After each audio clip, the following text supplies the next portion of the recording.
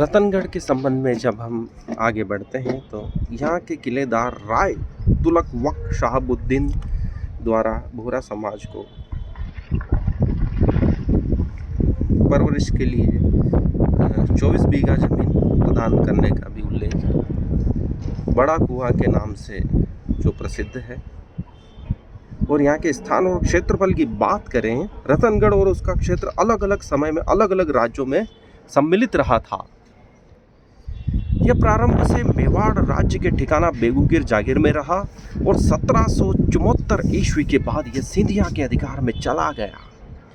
सिंधिया द्वारा मंदसौर, नीमच, जावद, जीरन, रतनगढ़, सिंगोली, खेड़ी, जाट आदि भूभाग महाराणा से चौथ की एवज में लिए गए थे।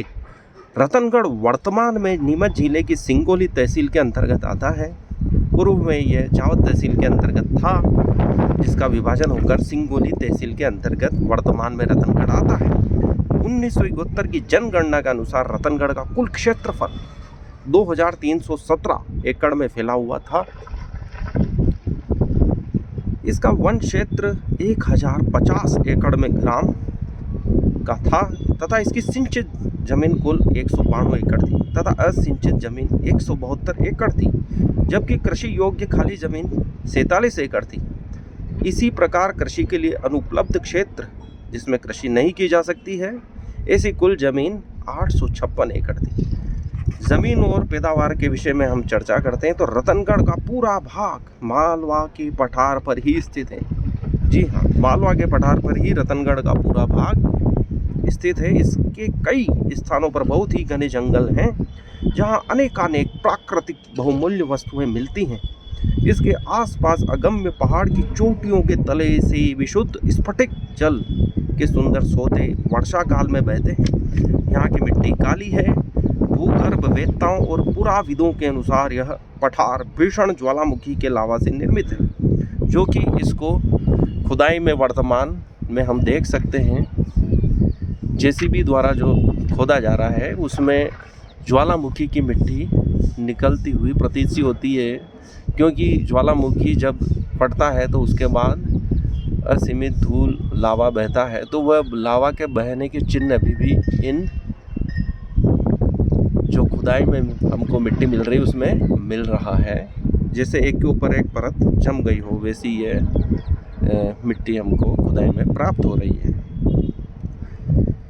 यहाँ की मिट्टी काली है। भूगर्भवेत्ताओं पुराविदों के अनुसार यहाँ पर ज्वालामुखी फटा था, वहाँ के लावा से निर्मित यह मिट्टी है। यहाँ की मिट्टी बहुत उपजाऊ है, किंतु कुछ एक स्थानों पर पथरीली व चट्टानी भी है। लाल मिट्टी मिलती है जिसमें मूंगफली की पैदावार अच्छी होती है। प्रकृति ने काली उपजाऊ मिट्टी देकर मालवा के साथ न्याय किया है।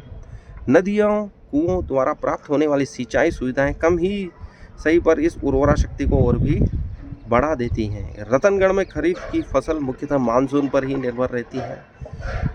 इसमें मक्का, उड़द, मूंगफली, सोयाबीन, काला मेघ एक प्रकार की औषधि है जिसका प्रमुख उपज होती है, जबकि रबी की फसलें सिंचाई सुविधाएं प्राप्त करती है।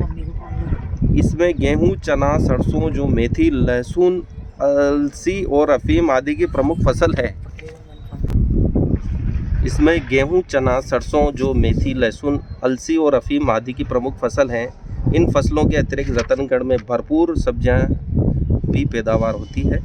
रतनगढ़ और उसके आसपास जंगलों में पीपल, नीम, वट, बबूल, खेजड़ा, आम, महुआ एवं कई प्रकार की झाड़ियाँ वृक्ष पाए जाते हैं। कुल मिलाकर यह कहा जा सकता है कि मालवा के पठार के अंतर्गत रतनगढ़ एक उपजाऊ क्षेत्र है और यही कारण है कबीर इसकी प्रशस्ति इन शब्दों में की है। मालव माटी गहन गंभीर, डग डग रोटी पग पग नीर। यहाँ पर डग डग पे रोटी मिलती है और पग पग पर पानी मिल जाता है।